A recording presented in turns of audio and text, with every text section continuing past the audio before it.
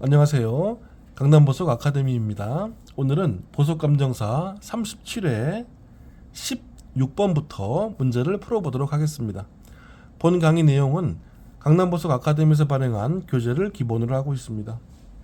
유튜브 강의는 교재가 없어도 들으실 수 있어요. 기출문제는 네이버 카페 강남보석 아카데미에 가시면 1회부터 45회까지 올려져 있습니다. 자, 16번 문제 풀어볼게요. 자, 37회 15번 문제도 진주 문제였어요. 진주의 품질 평가를 물어보는 문제였는데 지금 이 16번 문제도 진주 문제죠. 진주 목걸이의 디자인과 진주 목걸이의 길이에 관련된 문제는 매회 나오는 문제이기 때문에 이거는 꼭 암기를 하셔야 돼요. 자, 이번에 나온 건 진주 목걸이의 길이를 가지고 분류하는 거죠. 자, 우리가 일반적으로 초코 정도는 다 알고 있죠.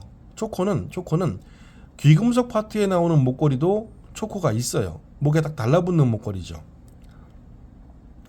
자, 초코는요. 그래서 초코는 일반적으로 다 알고 있기 때문에 이 중에 이 네 가지 예문 중에 가장 긴 건 로프나 롱로프예요.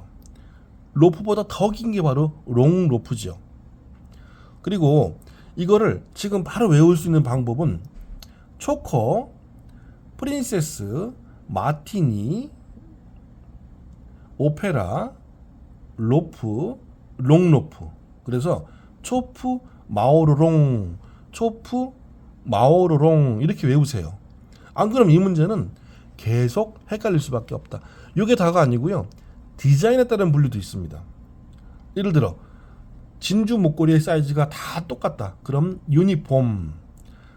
앞에 쪽은 굵고 옆에 쪽은 가늘다. 그레듀에이션. 그리고 한 줄로 가다가 두 줄로 퍼진다. 스플렌더. 이런 진주 목걸이의 디자인에 관련된 문제도 있기 때문에 목걸이에 대해서 외우시고 디자인에 대해서 외우시고 이 두 개 중에 한 문제가 꼭 나올 수밖에 없다. 16번의 답은 그래서 로프. 롱로프가 있으면 롱로프가 답이에요. 17번 다이아몬드 앞에서 초음파 세척을 하면 안 되는 보석 공부했죠. 자, 초음파 세척을 하면 안 되는 보석은 벽계 보석은 다 하면 안 돼요. 그 중에서 벽계, 열계, 단구에 속하는 보석 전부 다 위험하죠. 그 중에 제일 위험한 게 바로 벽계 보석이죠. 자, 벽계는 충격을 받으면 두동강이 나버립니다. 그래서 완전 벽계 보석은 절대 하면 안 되죠. 완전 벽계 보석은 다이아몬드, 플로라이트, 칼사이트, 토파즈, 페리도트가 바로 완전 벽계 보석입니다. 자, 그 보석마다 벽계 방향이 몇 개 있는지는 그렇게 중요하진 않지만 다이아몬드는 중요해요. 왜냐하면 다이아몬드는 클리비지 방향으로 충격을 줘서 연마하는 방식이 있거든요. 그래서 플래닝, 클리빙, 소잉, 브로팅 과정이 있죠. 그래서 클리비지 방향이 되게 중요하다. 다이아몬드의 클리비지 방향은 네 방향입니다. 그래서 17번의 답은 4번이고요. 벽계부터 시작해서 다이아몬드 연마까지 이어진 문제라고 볼 수 있어요. 자, 이 보석은 대표적인 벽계 보석이면서 열계 보석인 스포디움입니다. 스포디움 내부에 보시면 이렇게 일정한 방향으로 쭉 어리가 있어요. 이런 걸 우리는 벽계라고 하죠. 그래서 스포디움에 속해 있는 쿤자이트와 히데나이트, 스포디움을 포함해서 세 가지 보석은 완전 벽계 보석이면서 열계 보석입니다. 초음파 세척을 하게 되면 이 방향으로 쭉 깨져나갈 수 있다. 자, 그 다음 문제. 인조유리. 시험에 나오는 인조유리는요, 사진부터 보게 되면 사금석은 다른 말로 골드스톤이라고 합니다. 그리고 이 보석은 고양이 눈을 따라 했다. 그래서 캐츠아이 스톤, 캐차이트라고 하고요. 이 보석은 승리석, 빅토리아 스톤이라고 합니다. 이 세 가지 보석이 대표적인 인조유리고요. 여기에 더해서 투명한 인조유리가 있죠. 투명한 인조유리는 라인스톤이라고 합니다. 자, 이 중에서 인조유리에 해당하는 것은 사금석이죠. 사금석. 사금석은 다른 말로 골드스톤. 그리고 이 사금석은 무엇을 모조했는지가 또 시험 문제죠. 바로 선스톤을 모조했다. 이렇게 보시면 됩니다. 그리고 특수효과 어벤츄린까지 꼭 외우셔야 됩니다. 자, 19번 문제. 다이아몬드 컬러의 문제예요. 자, 예거, 리버, 웨슬턴, 프리미어. 자, 컬러에서 GIA 방식의 포시가 아닌 서유럽 방식이죠. 서유럽 방식 중에서 스칸디나비안 쪽, 북유럽에서는 지금도 사용을 하고 있어요. 잘못된 것은 고르라는 거고요. 예거, 리버는 강바닥에서 발견되는 그런 다이아몬드죠. 그래서 주로 형광이 없고 무색인 최상급의 다이아몬드를 리버라고 말을 합니다.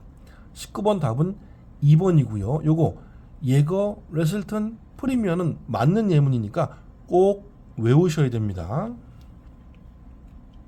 20번.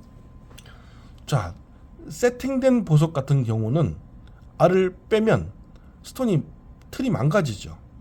그래서 보통 다이아몬드가 세팅이 되어 있는 상태로 중량을 추정하는 게 되게 중요합니다. 그래서 중량 추정 공식이라는 게 있고요.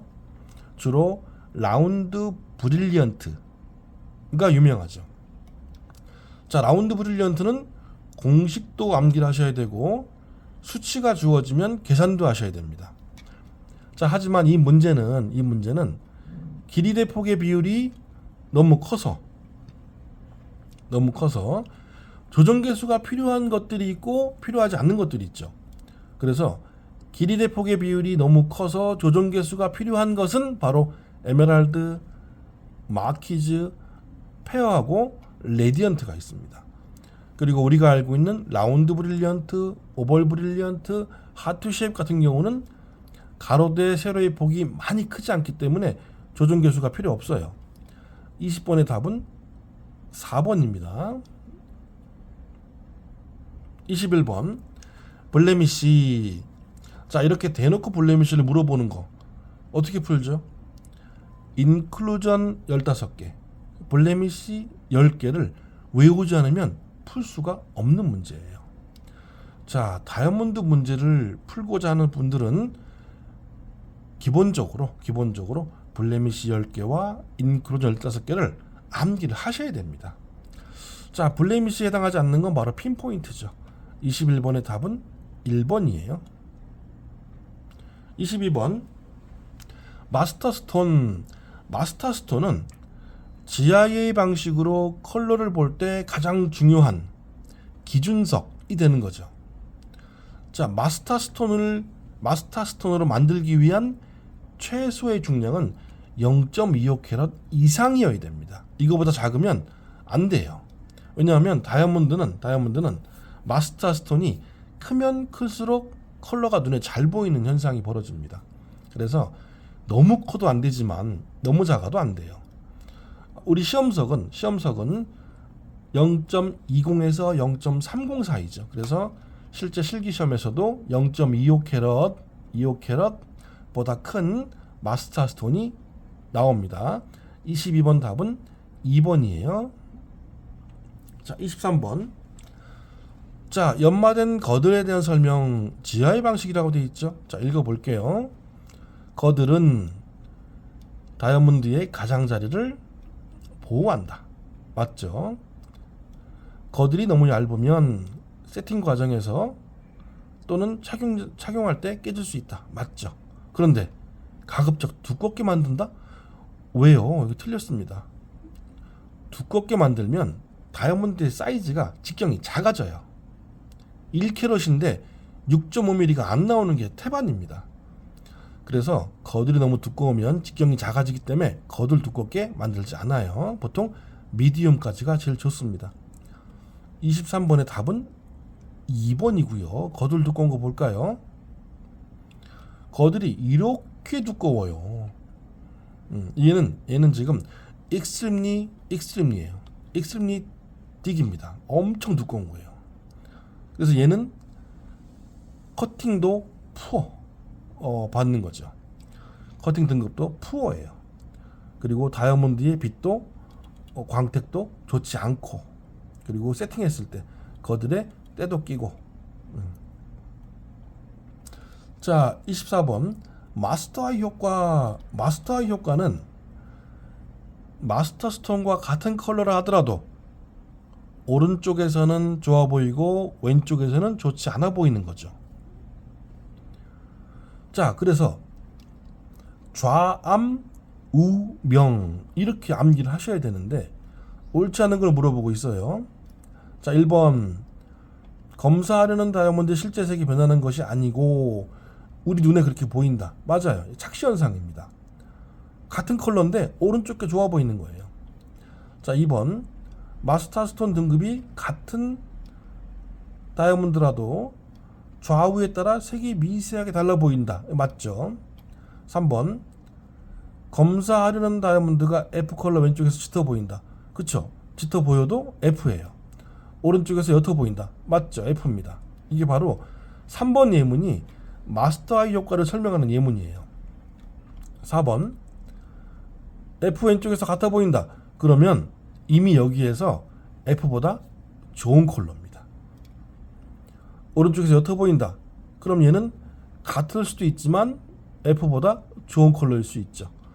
자, 일단 예문이 F 왼쪽에서 같아 보인다고 했기 때문에 이미 좋은 겁니다. 자, 24번 답은 4번이에요. 자, 좌암 우명으로 외우시면 됩니다. 마스터스톤과 같은 등급이라 하더라도 오른쪽 건 좋아 보여요. 그리고 얘를 왼쪽에 놓게 되면 안 좋아 보인다. 마스터아이 효과다. 25번 색 등급 시스템. 무슨 시스템? GIA 시스템. 아까 보신 웨슬튼, 리버, 프리미어 이거랑은 틀린 시스템이에요. 이 컬러 시스템에서 페인트 옐로우에 해당하는 컬러가 뭐냐라고 물어보는 거죠. 자, 이거부터 먼저 보시고, GIA 방식에서는 제일 좋은 컬러를 D 컬러로 놓고 있죠. 아까 북유럽 방식에서는 리버 컬러가 제일 좋은 거예요. 자, DEF가 이 세 개의 등급이 모두 다 무색입니다. 그래서 색깔 구별을 못해요. 그럼 어떻게 한다? 투명도로 한다. 이 문제도 상당히 많이 나오는 문제입니다. 출제 빈도가 엄청 높아요. 왜냐하면 무색이니까. 어떻게 컬러를 구별한다? 투명도로 구별한다. 자, 알파벳 순서입니다. DEF 다음에 GHIJ는 거의 무색이다. 또는 무색이 가깝다. 이런 뜻이죠. 그리고 KLM이 페인트 옐로우. 자, 마켓에서는 주얼리 샵에서는 M 컬러 이하는 잘 쓰지 않아요. 왜냐하면 너무 누렇게 보이기 때문이고요.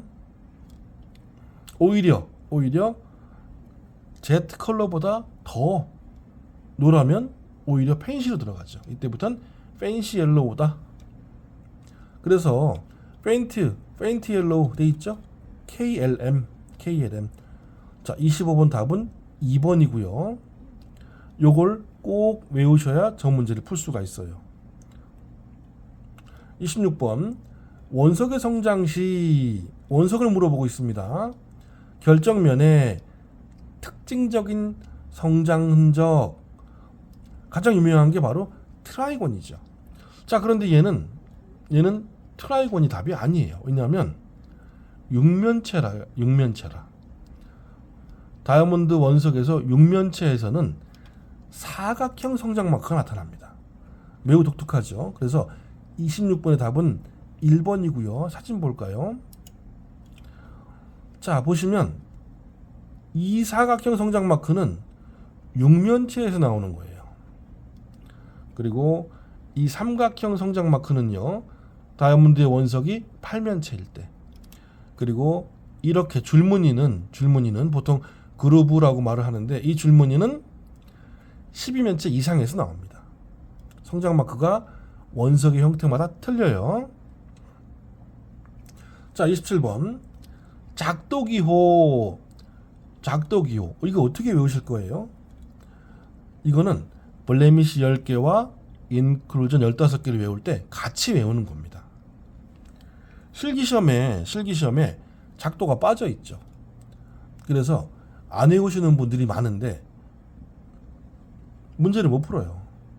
그래서 시간이 진짜 없으면 다 외우지 말고 적색과 녹색을 쓰는 것만이라도 외우면 풀 수 있어요. 자, 이 중에서 다크 크리스탈은 적색, 캐비티 적색, 녹색, 인터널 그레이닝 적색, 폴리시 마크는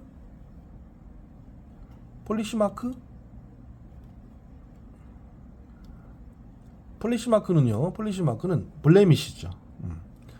자, 그래서 적색, 녹색 같이 쓰는 거 캐비티다 이렇게 보시면 되고요. 지금 보시면 이 적색으로 되어 있는 거 있죠. 이게 전부 다 인클루전이에요. 그리고 여기 보시면 요거 있죠. 녹색과 적색 같이 쓰는 거 캐비티와 칩은 작도기호가 같아요.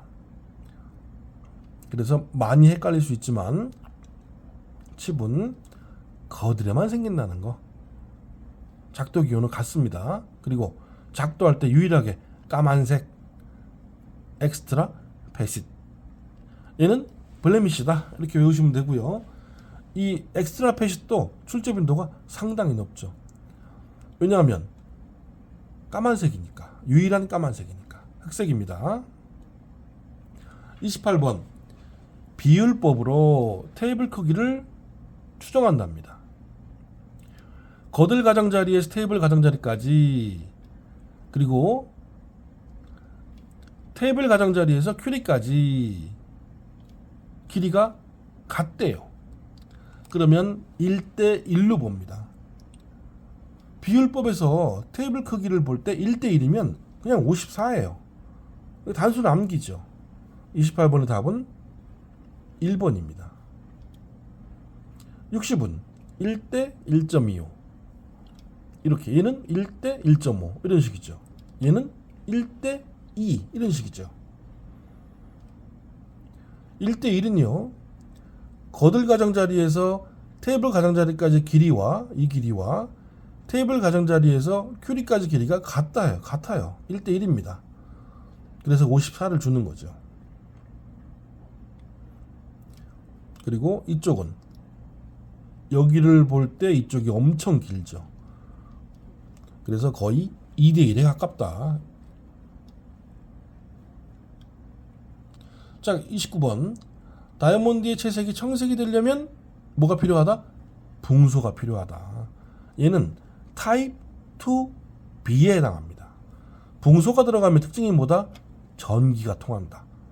그리고 가장 큰 블루 다이아몬드는 호프 다이아몬드다. 거기까지 외우셔야 됩니다. 29번 답은 1번이에요. 30번 정상적으로 연마된 라운드 브릴리언트 직경이 6.5mm라면 중량 추정치는 세팅이 된 상태예요. 스톤을 뺄 수가 없는 겁니다. 그때 직경만 재서 중량을 추정할 때 이 문제는 단순 암기 문제예요. 6.5mm는 무조건 1캐럿이다 이렇게 보시면 되는데, 실제와 이론은 틀립니다. 6mm다 하더라도 1캐럿 나올 수 있어요, 실제로는. 하지만 얘는 이론적으로 그렇다. 이론적으로. 그래서 거들 두께가 굉장히 중요하죠. 거들이 두껍다 그러면 6mm라도 1캐럿 나옵니다. 그러니까 이 정상적으로 연마된 보다는 이상적으로 연마된이 맞는 거예요. 엑셀런트 컷, 아주 이상적으로 아이디얼로 연마된 다이아몬드는 무조건 나옵니다. 6.5mm가 1캐럿일 때. 왜냐하면 거들 두께가 한정되어 있기 때문이죠. 그런데 이 정상적으로 연마된 이게 좋지 않은 문제예요. 자, 30번 답은 여하튼 2번입니다. 자, 여기까지.